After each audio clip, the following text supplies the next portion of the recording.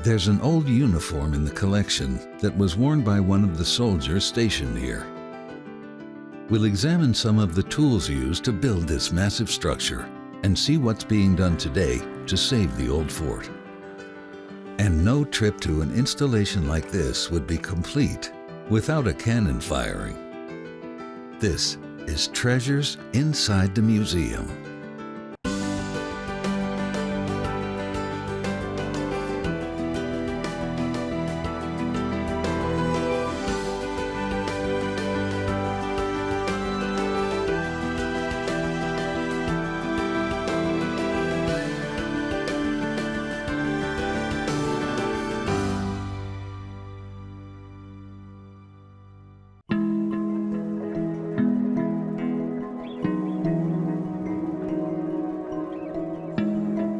On October 28, 2001, a flag was flown over Fort Adams for the first time in 50 years. The small ceremony marked the beginning of a decades-long commitment to restoring the structure and preserving artifacts that would be placed on exhibit. Located at the entrance to Newport Harbor, Fort Adams has seen countless different uses. It has been an overnight campground for Boy Scouts and Girl Scouts. Archaeologists have sifted through the grounds looking for pieces of our past. It was made into a state park, used as a wedding venue, and has become a stage for major music festivals. But more than anything, Fort Adams has been a strategically placed military installation. Newport Harbor is one of the deepest natural harbors, one of the easiest to access, especially during winter storms with the southern opening onto the Atlantic Ocean. So it was really also strategically placed between Boston and New York. And so the main fear was the enemy could come in and house a large fleet within Newport Harbor from here, attack up and down the New England coast and as far south as New York. Construction of this imposing structure was overseen by one of the military's brightest minds, Joseph Totten. Colonel Totten was the superintendent of construction. He arrived in 1825 and oversaw the majority of the work through the 1830s. While he was here, he used it as a school to teach young engineers how to build these forts. And it was his job to marshal the forces, all manual laboring forces, and the materials, and build something that had never been built before in the United States. During that time, they did have dignitaries that would come out, see some of the works in progress. I like to think he probably didn't show them everything, but showed them enough so that they would know that this was not a fort worth fighting against. Everybody was learning something at Fort Adams. If you came here and you worked, you left an improved person. So the graduates from West Point who were good engineering students, they became operating military architects and engineers. They became great civil engineers. Some of them became railroad builders. Some of them became military officers who served in the Mexican War and the Civil War. And others became stonemasons and bricklayers in Newport, some of the laborers. The fort was built to house 2,400 soldiers. On the rare occasion where they had more than that, they'd set up tents and have a whole encampment here in the center. And then later on in its life, kind of between World War I and World War II, there was actually a baseball diamond right here on the parade field. Fort Adams is managed by the Fort Adams Trust. We're a nonprofit that partners with the state of Rhode Island to restore and maintain the fort. So we have daily guided tours as well as self-guided tours. We have overnights for Boy Scouts and Girl Scouts. We have reenactments. We used to do a haunted house out here. We have clam bakes, lobster boils. We do weddings. Of course, the Jazz and Folk Festival are housed here. So a lot of different events out here to raise funds and raise awareness of the fort and of our mission. Tours of the fort are offered regularly and begin with a visit to a small museum. Much of the collection that we have at Fort Adams has been donated by folks whose fathers or grandfathers had been stationed here. So most of it is the turn of the 20th century through till the fort's decommissioning in the 1950s. Exhibits here include pieces that reflect the building of the fort as well as its military history. This is actually a uniform of a soldier that was stationed here. Sergeant Thomas Foshi was stationed here in 1902, enlisted here, and was active, eventually rising to the rank of sergeant by 1905 when he left the force. After that, regretfully, he did fall ill, actually passed when he was 35 years old. And so upon his passing, they essentially took everything he had from his time here, put it in a chest, and there it stayed for the better part of 80 years, till I think one of his grandkids opened it up and saw what it was and contacted us. This is in fact the chest that all of his items were stored in. Much of it we still have in our storage, but there is one little treasure I wanted to point out, which is actually the coat for the mascot of the 79th Artillery. So this would have, of course, gone on the back of a dog for when they do company photos and that sort of stuff. I'm sure would have been on at that time. It's one of the most unique. There's a lot of books and other things that were included. We've been able to digitize all the photos that were in the chest, but this is one that always kind of gets a little smile or a chuckle from the visitors.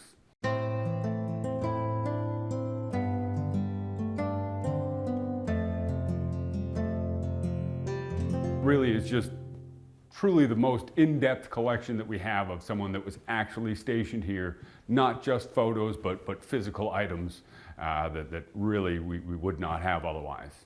Certainly he was stationed here at a very good time. This would have been between the Spanish-American War and prior to the start of World War I. And so it was, by that time they were starting to refer to Fort Adams as the country club of the Army. So really would have been a very nice spot to be stationed at that time. Other treasures include some of the tools of war that would have been kept here through the years. This is a model of 1863 Springfield, 58 caliber, a cap lock. This is what the soldiers had to use years ago. And this is the technology of the day. Feel it, touch it, hold it. Do you feel the connection? These were soldiers served here. Families lived here at Fort Adams. Soldiers needed their shirts repaired. Families had their own sewing machines. They took pictures. The smallest items are sometimes their touchstones. This is the soul of America.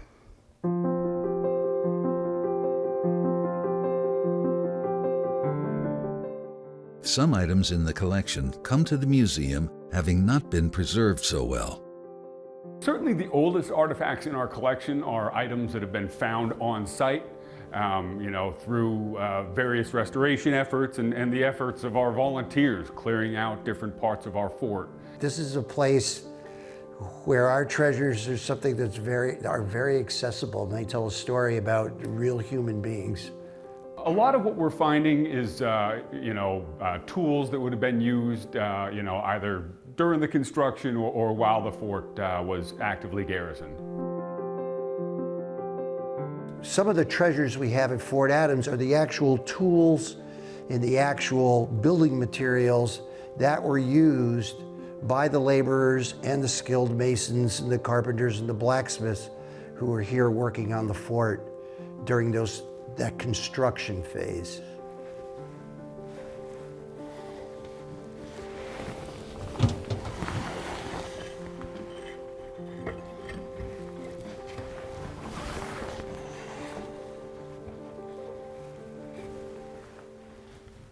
This is a block and tackle, and it was used to lift heavy objects before the use of steam engines and other devices.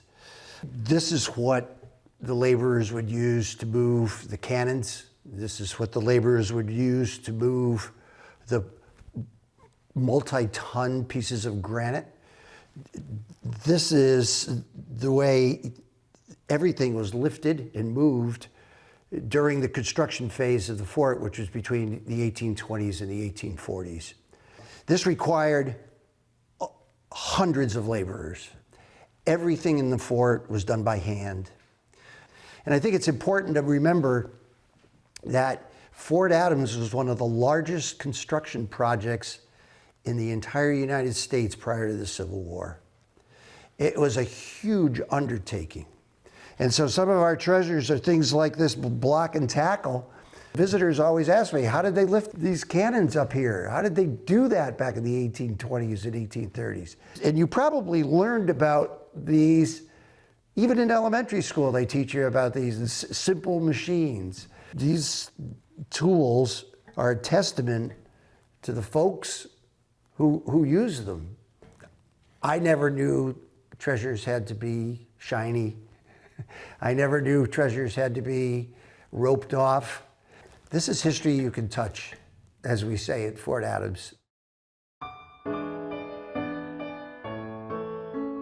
Uncovering the history of Fort Adams is an ongoing process, often aided by an extensive collection of plans, maps, and documents. Even a piece of music was discovered, the Fort Adams March.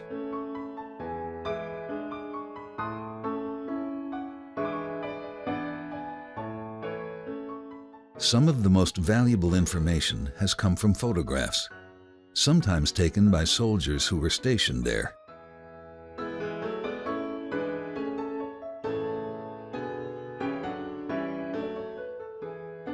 These photos came from John and Margaret Dugan. John Dugan was stationed here in the 1930s. So following his passing, his son had actually digitized all of the photos that they took during that time. And again, each one of them shows a different part of the fort that we had not otherwise seen.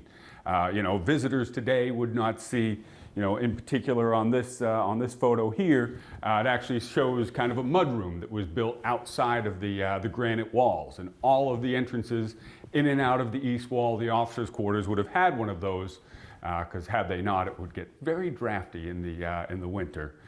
So as we look to restore the east wall, we may look to replicate one of those, and we've certainly used that as a reference for it.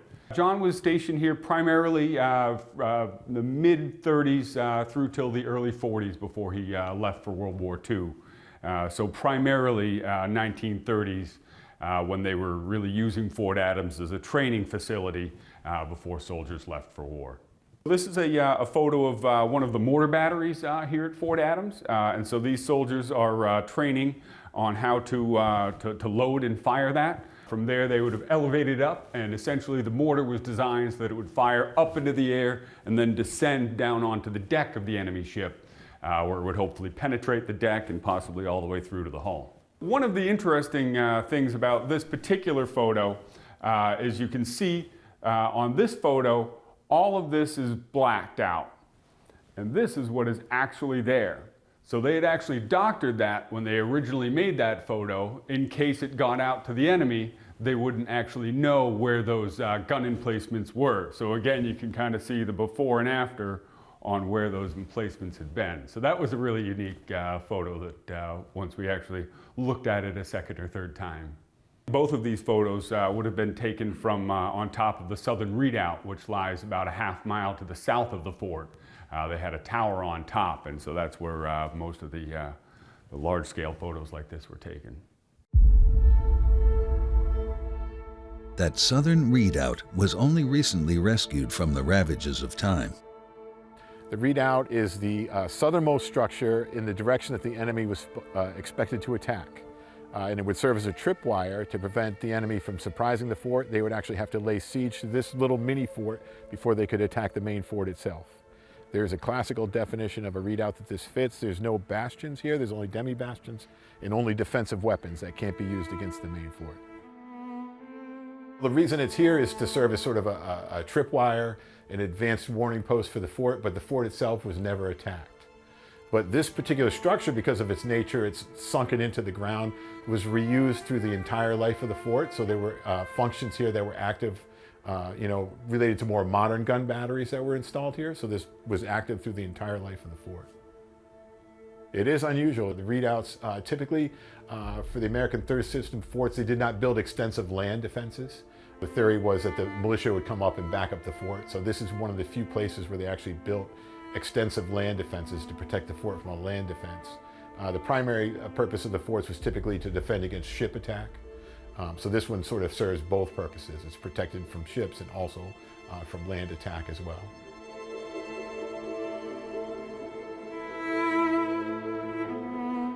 It's taken volunteers hundreds of hours to remove all of the trees and brush that had taken over this structure. The building was then secured and cleaned out, revealing one of Fort Adams' unique architectural elements.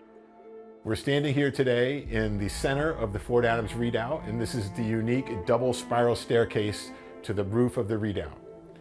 You have two spiral staircases freestanding that spiral around each other.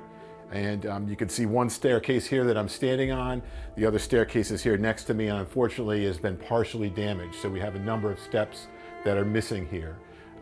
At one point there was a wooden watchtower built on top of this tower, and it caught fire a couple times. And from the remnants we see, it looks like perhaps fire damage damaged the staircase. Folks think that, hey, it's a stone fort, fire can't hurt it, but actually fire and heat is extremely bad for the masonry. So unfortunately part of the staircase was damaged, as well as another section you can see here with the rebar standing out that was repaired by concrete. Back in 2010, I started an effort to stabilize this staircase and keep it from further decay.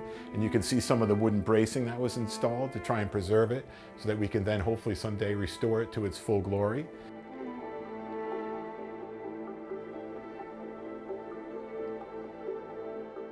Between the southern redoubt and the main fort is another unusual feature waiting to be explored.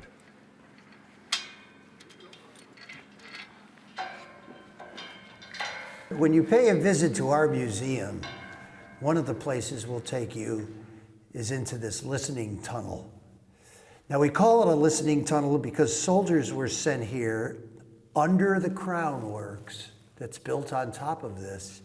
And they were sent down here during a battle to listen. And if you could look at this, all of the walls are brick and mortar, but there are some places where you can dig through the wall. And these were listening posts. And this is where the soldiers would sit and listen for the enemy trying to dig tunnels underneath the fort. This was a very common practice in Europe for centuries. When they were attacking a castle or a fortified city, the opposing army and the invading army would always try to dig tunnels under their outer works, their defensive works. And to prevent that at Fort Adams, the engineers here decided that they would build a system of tunnels.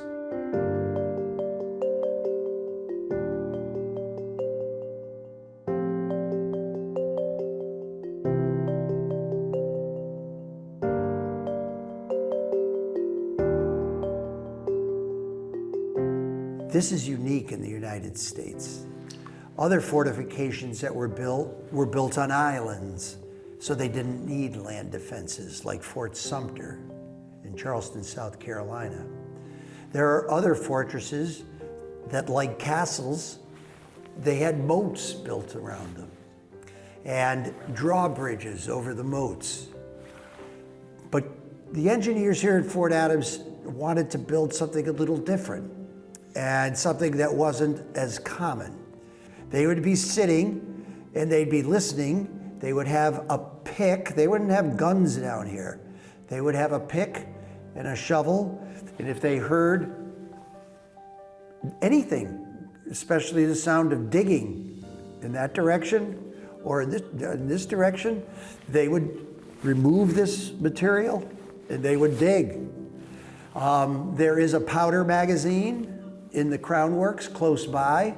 So as one soldier would run to get powder, the other soldier would start digging towards the sound, hopefully intercept the enemy tunnel, put a keg of gunpowder with a long fuse on it, and destroy the enemy tunnel before it could get to your outer works and defensive works. And you'll never see anything like this in the United States.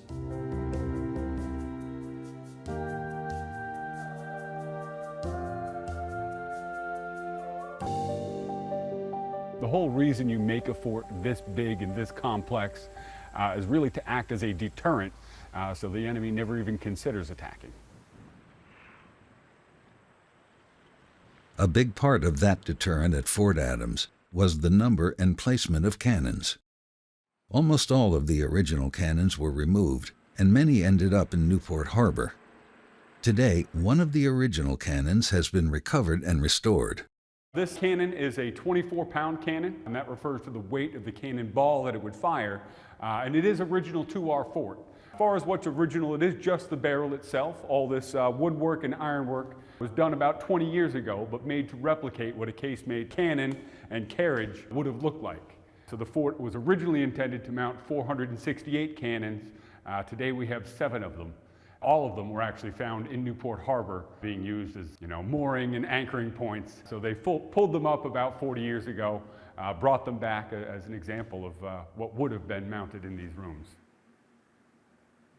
It's important to give folks context as to what these rooms would have been used for. Otherwise, it would look like a large open space, and this kind of brings home the defensive capabilities of this fort and its original intent. The weaponry here was state-of-the-art for the time the fort was designed for. We were set up to defend Newport Harbor against an enemy force, and our guns were equal to or much bigger than what they could mount on a ship. And also, ship's guns are moving. Ours were dialed in. We knew where every cannonball was going to land. Today it looks like just granite and a bunch of bricks, but it was really cutting-edge technology at that time. The creation of casemates allowed the soldiers to actually have cannons on top of cannons so that you could concentrate your firepower on a small area. And so the casemate was created strong enough to withstand the bombardment from any cannon, but also they created vents that allowed the cannons, when cannons like this are fired, obviously there's a lot of smoke that comes with that. So above each of the openings in front of the embrasures where the cannons were fired, they actually had vents that would essentially pull the smoke out of these rooms so the soldiers can continue to return fire and be able to do so while they can still see what they're doing.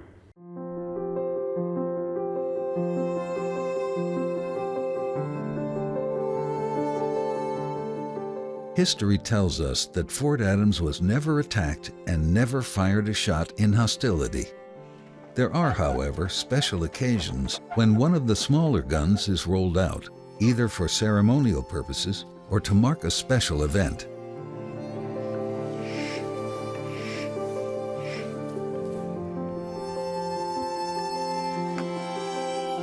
Make ready. Give fire.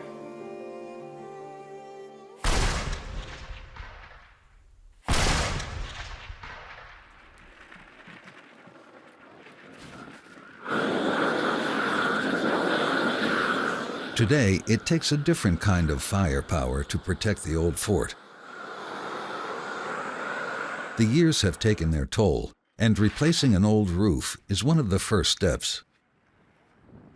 Keeping water out will prevent additional damage and allow restoration efforts to continue. In the years that the fort was decommissioned, this really had fallen into massive disrepair, so it's really just recently we've been able to open any of it at all. This is actually the original kitchen for the fort. And we're actually looking upon one of the original ovens.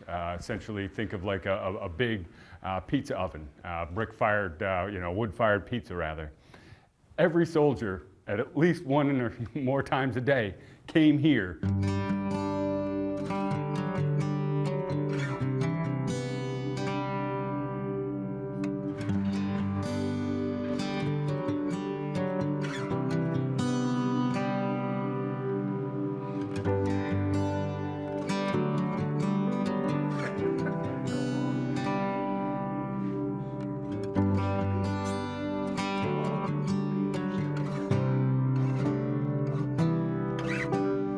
The building itself is an architectural artifact, and within it are, little pieces that people from the past have had their hands on. Once these buildings get to a point where the deterioration is so bad, things are just going to fall to the ground. And, once these buildings are gone, that's it. There's no replacing them.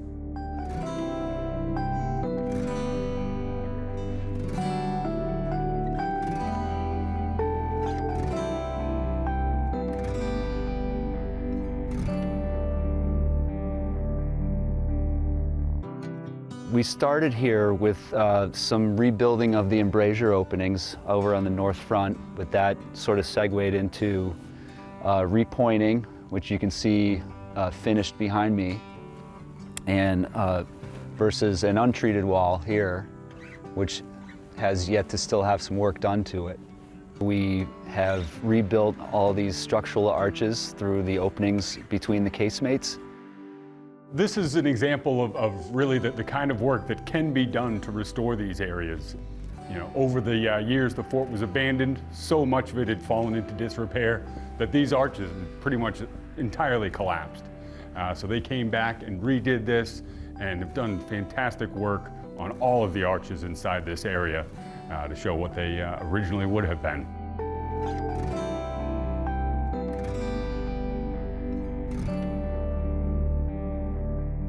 First, they had to remove all the original brick and then shore up everything on top.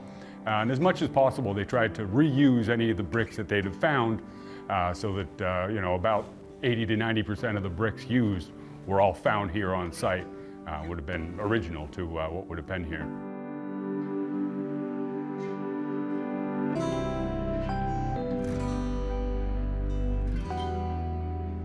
The Fort Adams Trust hopes that future restoration projects will continue to open up new areas for the public to explore.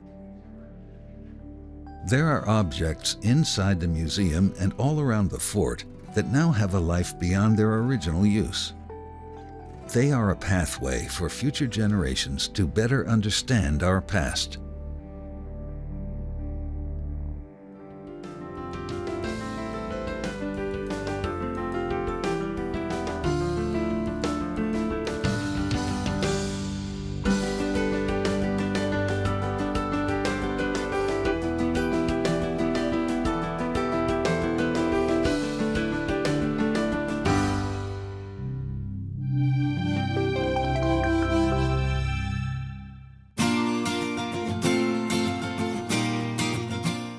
This program and other episodes of Treasures Inside the Museum, as well as digital extras, are now available to watch anytime by visiting Rhode-IslandPBS.org or the Rhode Island PBS YouTube channel. Take a private tour with exhibit curators, get an inside look at the conservation process, and go behind the scenes to see hidden treasures. Whether you are interested in artifacts, paintings, photography, architecture, or history, you'll be inspired to learn more.